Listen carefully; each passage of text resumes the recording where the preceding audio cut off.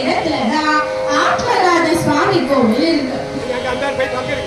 தமிழ் சைவ சித்தாந்தத்தோட புனித நூல்கள்ல ஒன்னா கருதப்படுது மாணிக்க வாசகரோட திருவாசகம்.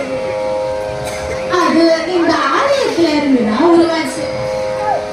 மாணிக்க வாசகர் ராஜாவை சைவத்திற்கு மாற்றி போர் குதிரைகளுக்கு கொடுக்கப்பட்ட பணத்தை வச்சு கோயிலை கட்டி தரான்னு சொல்லப்படுது. ஆன்மாவுக்கு எந்த வடிவமும் இல்லை அப்படிங்கிறதுக்காக இந்த கோயில உள்ள தெய்வம் ஆத்மநாதர் அப்படின்னு அழைக்கப்படுறார். கருவறையில 5 கால அளவுகளை குறிக்கிற 5 விளக்குகளும் 27 நட்சத்திரங்களை குறிக்கிற 27 விளக்குகளும் வச்சிருக்காங்க. இப்போ குழைக்கப்பட்டு திருப்பதிகத்தின் 10 பாடல்களில் முத்தாய்ப்பான ஒரு பாடல் அழகான விளக்கம் ஒரு சிறுகதையுடன் பார்ப்போமா? ஒரு ஊர்ல ஒரு இளவரசன் இருக்கான். அவன் வேட்டையாட போறான். அவன் வந்த படையோடு அவன் வழி தவறி ரொம்ப தூரம் போயிட்டான். அவங்கள தேடி தேடி காட்டுக்குள்ளையும் ரொம்ப தூரம் போயிட்டான். ரொம்ப களைப்பு, பசி, தாகம், கொஞ்சோண்டு பயம் வேற இருக்கு. சோர்ந்து போய் ஒரு மரத்தடியில உட்கார்றான். அது என்ன மரம்னு தெரியுமா? கற்பக மரம். நம்ம எது வேணாலும் நமக்கு அதை தரக்கூடிய சக்தி அதுக்கு உண்டு. ஆனா அது அந்த இளவரசனுக்கு தெரியாது.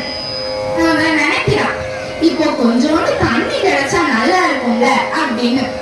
அவன் நினைச்ச அடுத்த நொடியே ஒரு குழியில இருந்து நல்ல தண்ணி பொங்கி வருது. தாகம் தீர அதை குடிச்சிருந்தான். கொஞ்ச நேரத்துல பசி எடுக்குது. சாப்பிடுறதுக்கு ஏதாவது கிடைச்சா நல்லா இருக்குமே அப்படின்னு நினைக்கிறான். உடனே அந்த மரத்துல இருந்து சுவையான பழங்கள் கீழே விழுது. அவனுக்கு அந்த பசியையும் களைப்பையும் என்ன ஏதுன்னா யோசிக்கிறதுக்கு நேரமே இல்லை. அந்த பழங்களை எல்லாம் எடுத்து சாப்பிட்டு அவன் பசிய தீர்த்துக்கிறான்.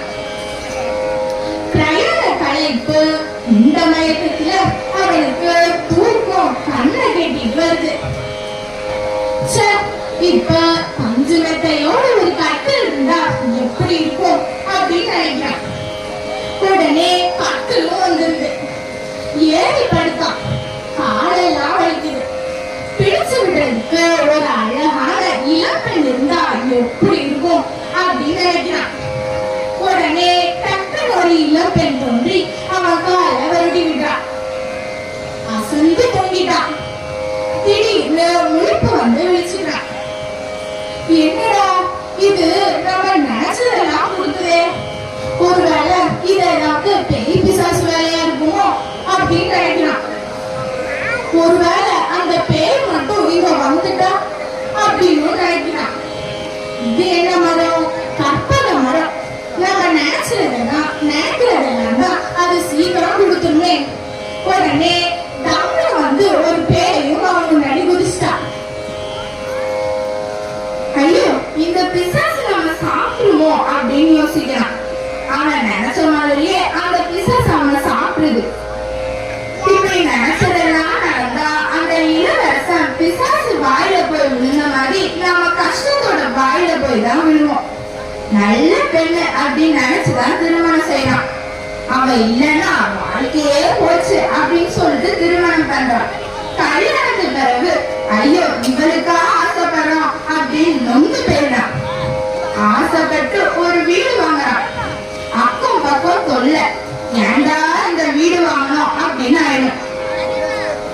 பாராட்டு சீராட்டி குழந்தைகளை வளர்க்குறான். அந்த குழந்தைங்க அவனை திருப்பி பார்க்காமே போயிடுது. மனசு கிடந்து கவலைப்படும். இப்படி வேணும் வேணும்னு கேட்டதெல்லாம் கொஞ்ச நாள் வேணாம் வேணாம் ஆகுற அளவுக்கு ஆயிடும். இறைவனுக்கு தெரியாதா எது நமக்கு வேணும்னு? அதனால அவன் பார்த்து செய்யட்டும் அப்படின்னா அவன் பொறுப்புல விட்டுறாரு மாணிக்க வாசகர். அது என்ன பாடல் தெரியுமா?